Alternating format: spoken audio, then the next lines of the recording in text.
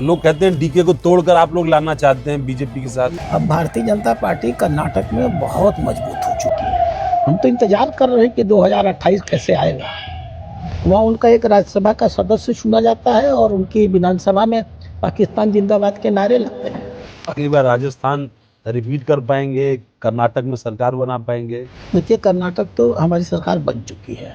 जो सिद्ध खोटे सिक्के हो चुके हैं उनको अपनी जेब में हम क्यों भरेंगे। हमारे पास तो एक से एक 24 टंके का माल है, तो हम क्यों बदलेंगे। हमारी कोई रुचि नहीं है कांग्रेस को तोड़ने में। मुझे तो याद आता है लखनऊ में आपकी स्कूटी, गोरखपुर की आपकी मारुति 800, और कभी कभी कर्नाटक में वो जेट में देख लेता हूँ तो हैरान भी होता हूँ। अब तो आप लोगों ने वो स्कूटी और गाड़ी भी छीन ली। आज के दिन मेरे पास कोई गाड़ी नहीं है। एक बड़ा मुद्दा है यूजीसी, और यूजीसी के जो रूल्स आए हैं उनको लेकर के सोशल मीडिया पर बहुत ज्यादा प्रतिक्रिया है, आपकी सरकार के खिलाफ, आपके साथी एमपीज के खिलाफ, सब लोगों के खिलाफ, और खासतौर पर सवर्ण एमपीज और एमएलएज के खिलाफ कि वो बोल नहीं रहे हैं। नमस्कार, स्वागत है आपका। मेरे साथ बीजेपी के वो बड़े दिग्गज नेता हैं जो लगातार राष्ट्रीय राजनीति में सुर्खियां बटोरते हैं। दरअसल देश के अंदर कई सारे ऐसे मुद्दे हैं, पार्लियामेंट का सेशन शुरू हो रहा है, कई मुद्दों ने दरअसल सोशल मीडिया पर लगातार प्रमुखता से एक तरीके से प्रभाव डाला हुआ है। तमाम बातों पर चर्चा करने के लिए मेरे साथ डॉक्टर राधा मोहन दास अग्रवाल, राष्ट्रीय महासचिव, राज्यसभा के सांसद। स्वागत है सर आपका। पार्लियामेंट का सेशन शुरू होने जा रहा है और एक बार फिर सत्ता पक्ष और विपक्ष आमने सामने होगा। विपक्ष बहुत सारे आरोप लेकर के सामने। पक्ष और विपक्ष आमने सामने नहीं होगा। सत्ता पक्ष की सोच ही अलग है। अगर हमारी सोच अलग न होती तो हम मार्क्सवादी कम्युनिस्ट पार्टी के स्टालवाड़ अच्युतानंद को पद्म भूषण की उपाधि नहीं दे रहे होते। हम राजनीति में बहुत ईर्ष्या, द्वंद्व, परस्पर विरोध, इसके आधार पर काम करने वाले मोदी जी हैं ही नहीं।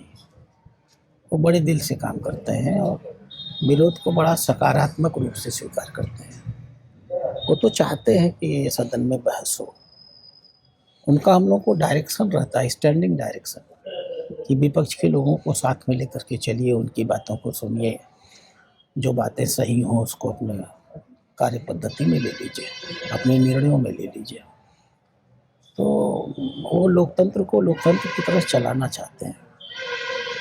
समस्या ये है कि जब आप बहुत ऊंचाई पर पहुंच जाते हैं और आपके विरोधी बहुत निचले धरातल पे होते हैं, तो अब उनके अंदर क्षमता और व्यक्तित्व नहीं है कि वो उतनी ऊंचाई तक पहुंच सके। तो वो आपको कोशिश करते हैं खींच के नीचे लाने की। तो जो सदन में आप व्यवहार देखते हैं वो एक नकारात्मक प्रवणता है।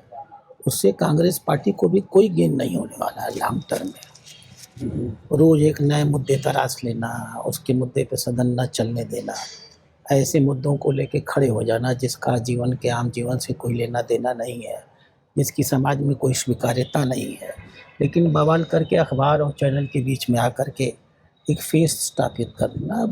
अब वो दुनिया चली गई। जब कभी अखबारों के माध्यम से ही सिर्फ खबरें पहुंचती थी, तब कोई नेता इस प्रकार के षड्यंत्र करके अपने को स्थापित कर सकता था, आंदोलन करा सकता था। अब क्या है कि गांव के मेड़ पर बैठा हुआ किसान भी देश के बारे में हम जैसे राजनेताओं से अधिक समझ रखता है, हमारे से अधिक ईमानदारी से निर्णय ले सकता है। उसकी समझ है, वो जानता है क्या देश के लिए उचित है, क्या सही है। पर आप बोलते तो राज्यसभा में हैं, पर निशाने पर आपके लोकसभा के नेता प्रतिपक्ष होते हैं, ये क्यों होता है? डॉक्टर राधा मोहन दास अग्रवाल पे राहुल गांधी क्यों निशाने पर होते हैं? देखिए, इस तरह से आप तोड़ के मत देखिए। राज्यसभा और लोकसभा, ये दोनों मिलके संसद हैं और संसद में पार्टियां आती हैं। लोकसभा की कांग्रेस अलग है और राज्यसभा की कांग्रेस अलग है, ऐसा नहीं होता। कांग्रेस वहाँ भी वही बैठती है, कांग्रेस यहाँ भी यही बैठती है और संचालित एक ही व्यक्ति से होती है। और सच यही है कि हमारे माननीय मल्लिकार्जुन खड़गे जी 84 साल की उम्र में भी इतनी लिप्सा है उनके अंदर, इतनी राजनीतिक वासना है कि वो राज्यसभा में खड़े होकर कहते हैं कि मुझे तो सोनिया गांधी ने बनाया है। तो जब वो खुलेआम सबके बीच में सार्वजनिक रूप से स्वीकार करते हैं कि मैं तो कांग्रेस पार्टी का नेता ही नहीं हूँ, मैं राहुल गांधी और सोनिया गांधी का स्टैंप हूँ, तो मुझे अभी कर्नाटक में विवाद हुआ मुख्यमंत्री को लेकर के। तो वहाँ तो लंबा समय से चल रहा है, आपकी नजर है उस पर? महत्वपूर्ण ये नहीं है कि मेरी नजर है या मैं कर्नाटक का प्रभाव। लोग कहते हैं डीके को तोड़कर आप लोग लाना चाहते हैं बीजेपी के साथ। मेरा लिए महत्वपूर्ण ये है कि राष्ट्रीय अध्यक्ष कहता है कि इसके बारे में निर्णय हाईकमान लेगा। अरे भाई, तुम राष्ट्रीय अध्यक्ष हो, तुम ही हाईकमान हो, लेकिन तुमको इसका एहसास नहीं। तुम कहते हो कि राहुल गांधी इसके बारे में निर्णय लेंगे। तो जब सारी पार्टी एक व्यक्ति के आसपास सिमटी हुई है तो उसके परिप्रेक्ष्य में राजनीति होगी। और जहाँ तक डीके शिव कुमार को लाने की बात है, वो स्थिति बदल गई सर। अब भारतीय जनता पार्टी कर्नाटक में बहुत मजबूत हो चुकी है। हम तो इंतजार कर रहे हैं कि 2028 कैसे आएगा। जनता के मन से वहाँ की कांग्रेस पूरी तरह गायब हो चुकी है। कर्नाटक के नागरिक भी भारत के ही नागरिक हैं। उनको इस बात का एहसास हो चुका है कि कर्नाटक की कांग्रेस पार्टी अब सिर्फ नकारात्मक मुद्दों लेकर चलती है। वहाँ उनका एक राज्यसभा का सदस्य चुना जाता है और उनकी विधानसभा में पाकिस्तान जिंदाबाद के नारे लगते हैं। तो क्या कर्नाटक और खड़गे साहब के बहुत खास भी हैं वो। खड़गे साहब के बहुत खास भी हैं। खड़गे साहब ने उनको राज्यसभा में लाने का काम किया है। मैंने तो सदन में एक नेता जो पहले कांग्रेस में थे अब बीजेपी में है, वो बड़ा अलग तरह का आरोप लगाते हैं उनको लेकर के कि उनकी खास खूबी है जिसके नाते वो राज्यसभा में है। अब मैं ये नहीं कहूँगा। मैं देखिए, राजनीतिक लड़ाई चलनी चाहिए, निजी आरोप और निजी आक्षेप के लिए। ग्रेटर बेंगलुरु के चुनाव को लेकर के अब आपने राम माधव को लगा दिया। मतलब कई बार समझ में आता है कि नेशनल लीडर्स को कॉर्पोरेशन के चुनाव में कॉर्पोरेशन ये बीजेपी में। हमारे यहाँ देखिए, कार्यकर्ता सबसे पहले होता है।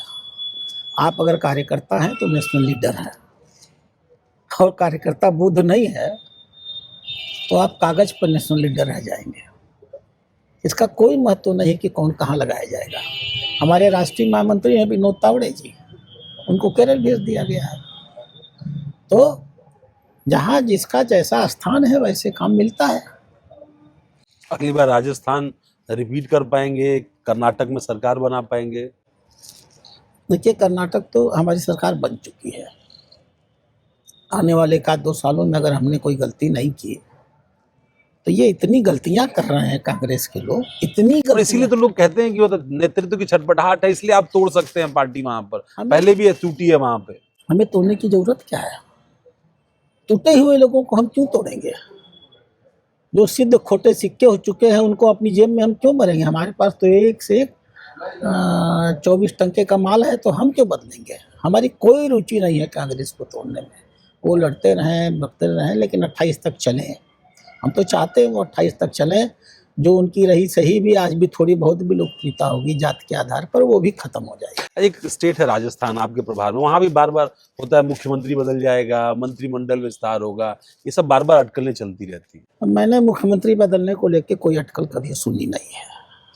जितनी बार डॉक्टर राधा मोहन दास अग्रवाल जयपुर लैंड करते हैं, वहाँ के सोशल मीडिया सर्किल में तमाम सारी जगहों पर ये खबर चलने लगती है कि अग्रवाल साहब आए हैं कुछ मंथन करने, विचार। ये आप सुनते भी होंगे।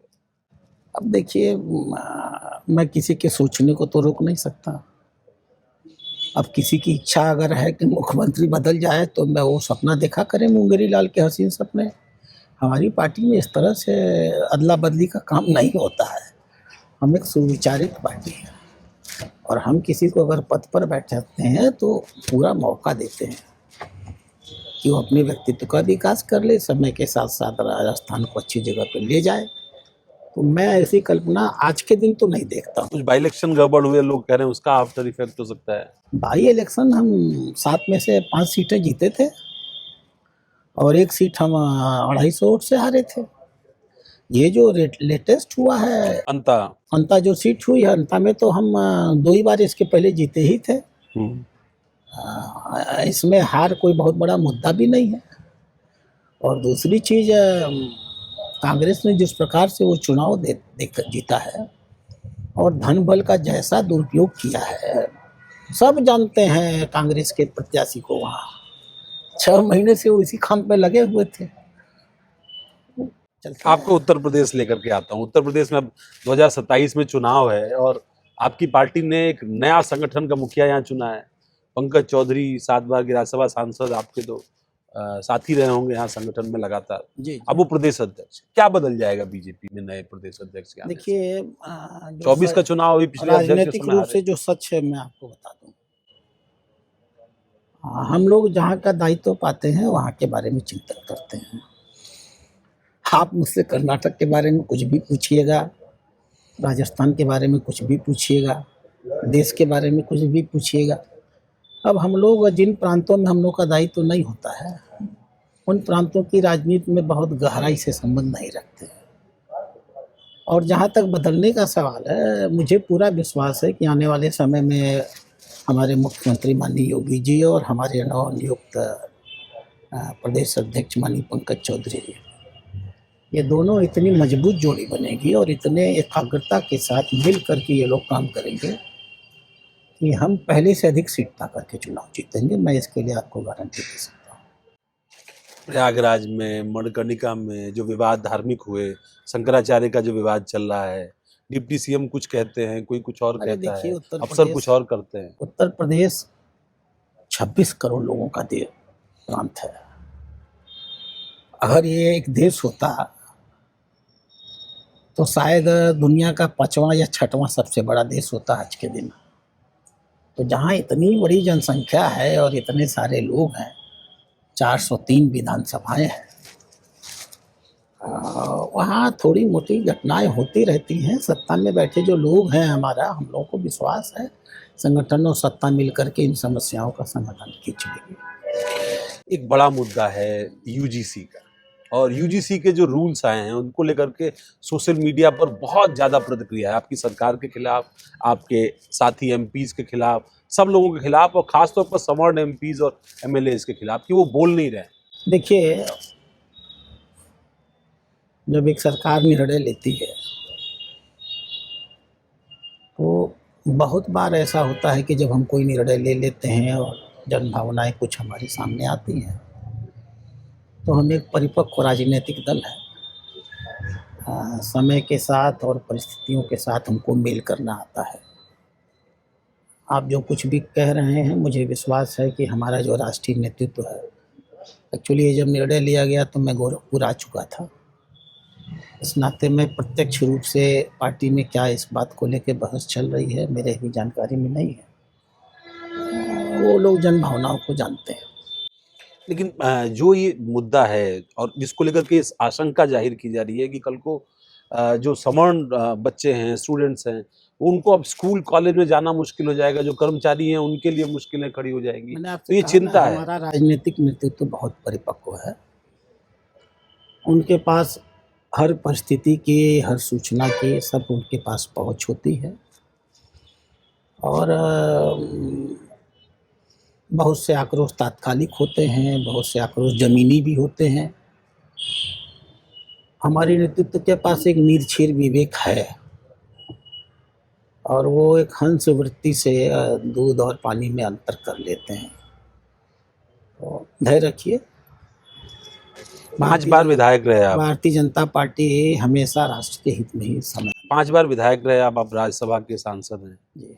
एक चीज जो आपसे अछूती रह गई, जो आपके समर्थक भी अपेक्षा करते होंगे, यूपी में सरकार बनी, आप विधायक थे, मंत्री नहीं बन पाए।